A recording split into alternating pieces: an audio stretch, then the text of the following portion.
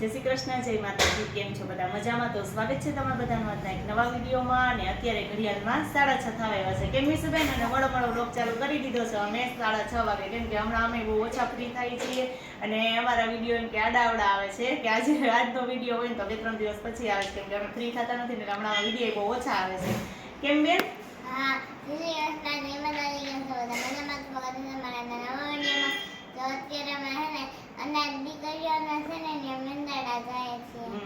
અમે તો ઘણી વખત ગયા છે, વિડીયોમાં બતાવ્યું છે કે જે અનાથ દીકરીઓ છે ને સંસ્થા છે ને ત્યાં અમારે જવું છે. આજે અમારા દાદીમાં છે ને એની પુણ્યતિથિ છે, એટલે અમારે છે ને એ બાળકીઓને નાસ્તો આપવા માટે જવું છે. તો હું મીસુબેન જો અત્યારે રેડી થઈ ગયા છીએ, કેમ કે મીસુબેન આવે ને પછી જ અમારે જવું હતું. એટલે અમારે બેન કહો છો કે આવી ગયા 5 વાગ્યાના, પણ પછી હું ફ્રી નહોતી, એટલે અત્યારે અમે બે મમ્મી દીકરી જો થઈ ગયા છે રેડી, અને હવે અમારે જવું છે. તો હવે જઈ આવીએ અહીંયા. તો જો અમે ઘરેથી કીધું હતું કે અમારે અનાથ બાળકીઓ છે એને નાસ્તો આપવા માટે જવાનું છે, તો અમે મીસુબેન આવી ગયા છે. કેમ મીસુ? અને જ્યાં બધી ઊભી ગઈ છે. કેમ છો બધાય? બધા જ્યાં આવી ગયા છે, બધા કરતા નાની આજ છે ને નાની? હા, અમે ગયા વખતે આવ્યા ને ત્યારે આ નાના નાની જે છે એ નહોતી બાળકી. આજ વખતે જો છે તો બધા કરતા નાના નાની આજ છે, અને બાકી બધા નાના નાના છે. બાકી ઘણા તો બધા મોટા બધા. હું અહીંયા આવું છું ઘણી વાર, એટલે બધાને ઓળખો છો કે? બધા જો ઓળખે જ છે, કેમ કે અમે ઘણી વખત આવી ગયા છીએ. અને આજે મેં ઘરેથી કીધું હતું એમ જ કે મારા દાદીમાની જે તિથિ હતી ને, એટલે અમે નાસ્તો આપવા માટે આવ્યા છીએ બાળકીઓને.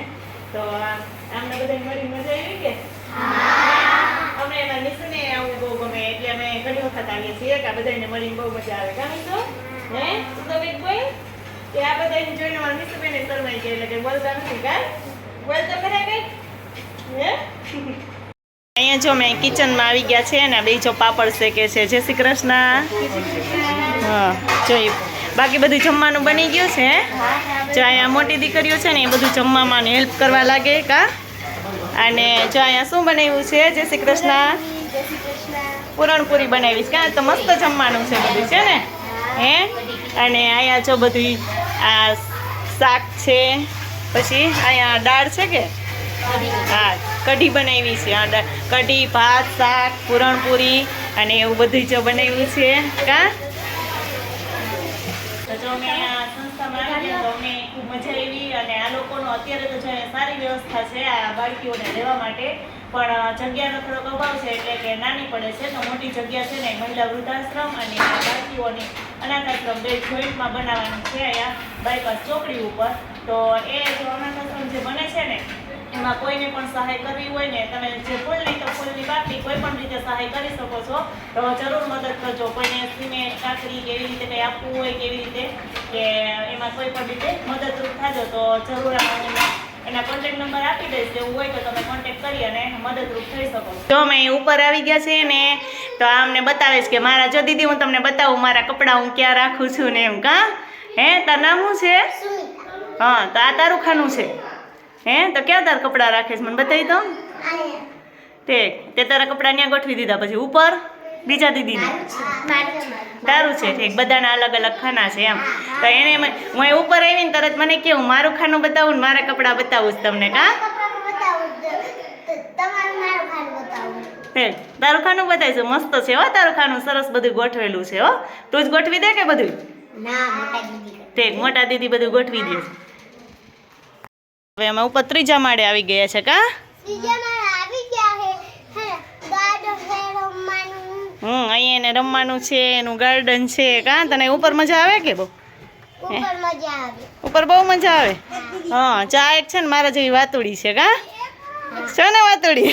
એટલે એને મારી જેમ બોલવું બહુ ગમે છે. કા હા, અને જા બધા ઠીક એવું છે.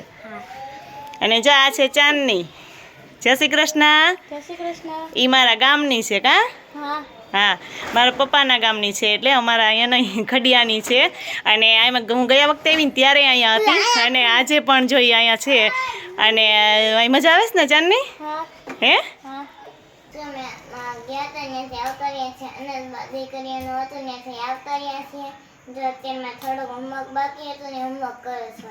હા, બેનને થોડુંક હોમવર્ક બાકી રહી ગયું હતું. કા બેન?